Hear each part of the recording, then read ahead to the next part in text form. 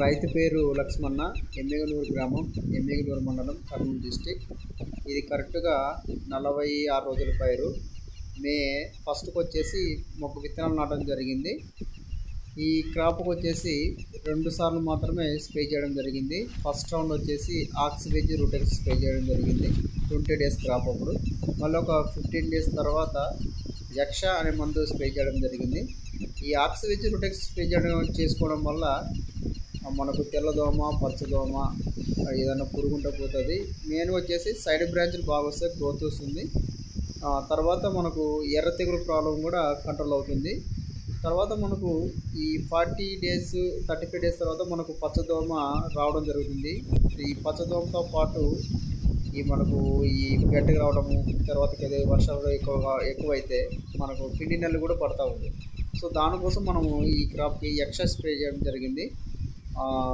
యక్ష కూడా మంచి రిజల్ట్ ఉంది. మనకు లాస్ట్ ఇయర్ ఇంట్రొడ్యూస్ చేసాం దీన్ని, చాలా మంచి రిజల్ట్ ఉంది. మనకు ఈ మందులు ఈ వైకే యూజ్ చేసుకోవడం వల్ల ఇంకా మెయిన్ బెనిఫిట్ ఏంటంటే ఎర్లీ క్రాప్ సెట్ అవుతుంది.